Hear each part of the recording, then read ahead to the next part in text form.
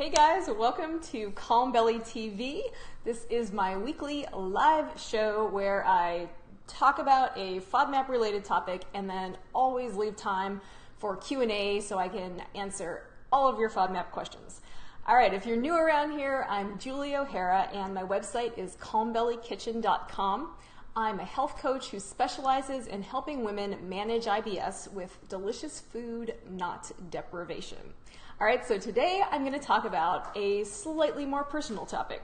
So in the past, I've asked members of the community what you wish someone had told you when you first started out with the FODMAP diet. So today I'm going to share the things that I wish I knew when I first started.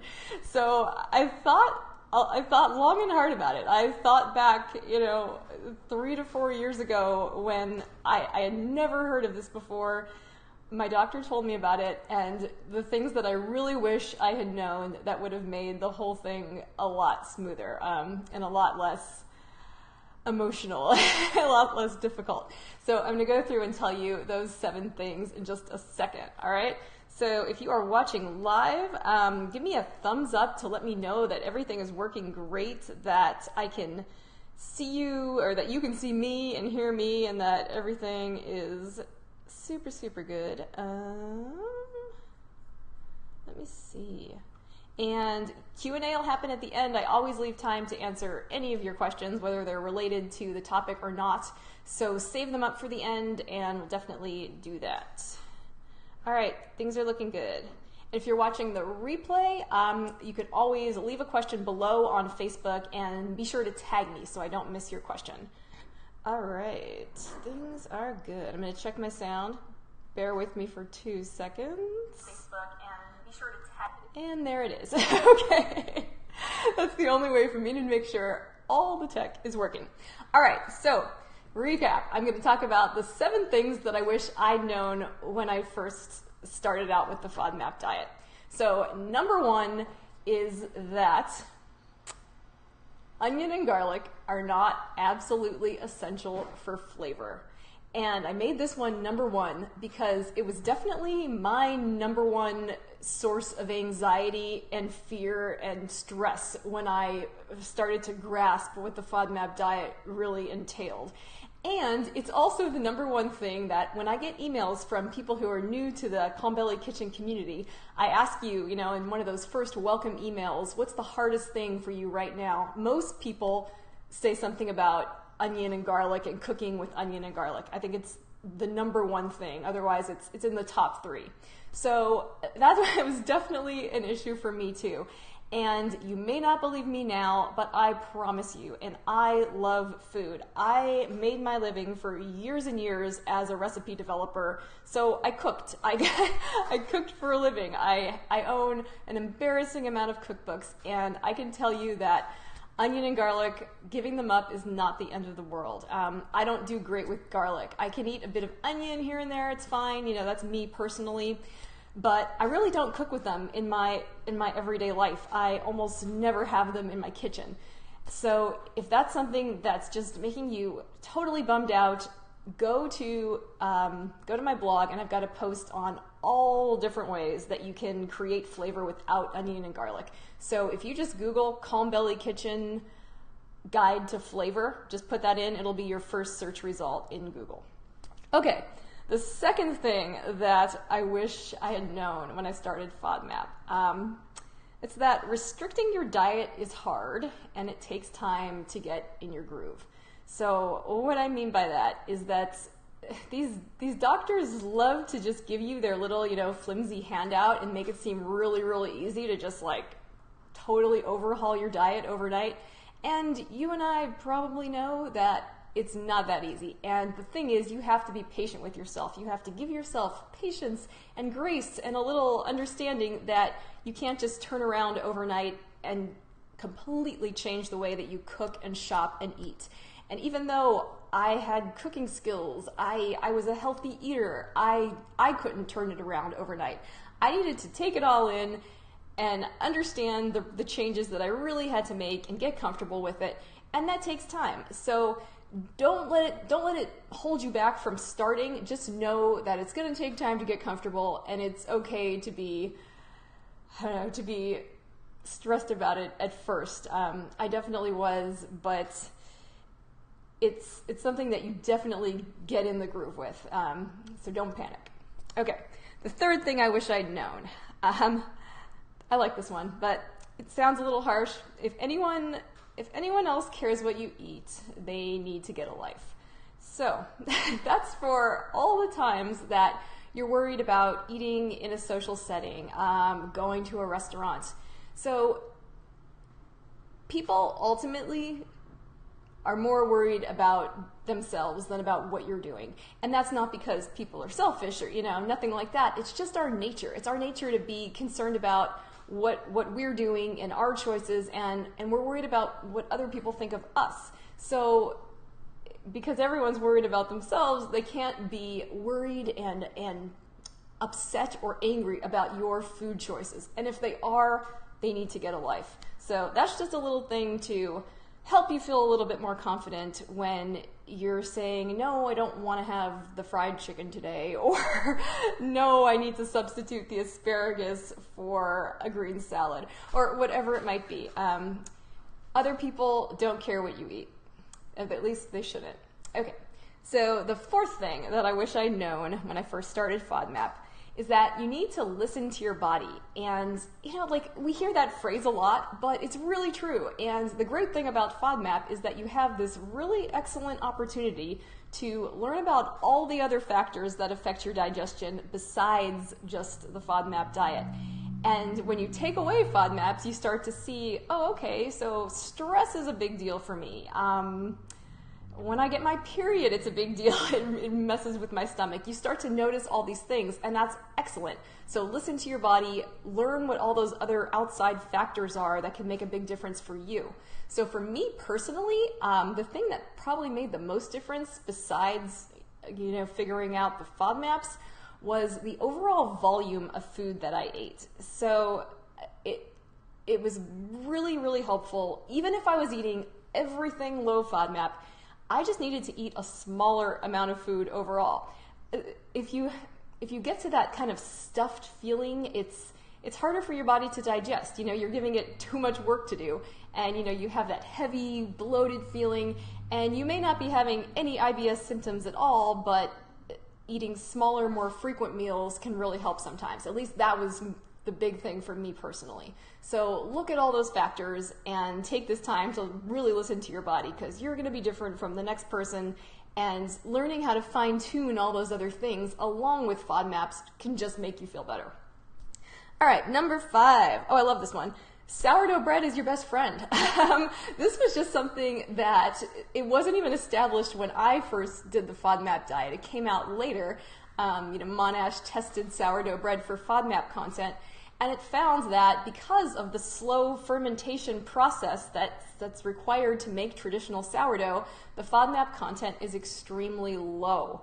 I have a video all about that. I think I do. But anyway, the gist is, as the bread is rising, it takes hours and hours, and all those FODMAPs in the flour ferment, and they're consumed, and that creates the bubbles, kind of like gas bubbles that make the bread rise. So that's what happens. And according to Monash, a 4-ounce serving, just almost 4 ounces, is low green light in FODMAP content. So that's for basic white sourdough bread. The important thing is that it doesn't contain any yeast or enzymes, because that means they sped up that slow rise process, and it's going to have more FODMAPs. So sourdough bread is your best friend. If you miss bread, you can certainly eat that, and I love it. I still eat it almost every day. Even though I have a pretty good tolerance for wheat, I love my sourdough. All right, number 5. You really do need to reintroduce FODMAPs by category. Okay, like most of us, I spent a long time before I kind of geared up to test all those FODMAPs, bring them back into my diet, It can feel really comfortable to just take everything away and stay in that elimination restriction zone, but it's really important to test them, because that's the only way you're going to learn your personal FODMAP tolerance levels. So the big things that I learned that made me really happy is that, like I said, I have a pretty high tolerance for wheat. I can eat my homemade pizza. I can eat croissants. So for me, that's amazing. Something that's not so great, garlic, sweet potatoes. I used to love to make sweet potato fries. Now I know I can have a few bites, but a big serving of sweet potato does not feel good. And there's no way I would have understood that without reintroducing the FODMAP categories one by one. All right, so that's a big one. It really is important, and the knowledge you gain from it is worth it, definitely worth it. Okay, thing number 7 that I wish I'd known when I first started with the FODMAP diet is that you won't always feel deprived. Kind of like, that the second one, that it's really hard to make big changes.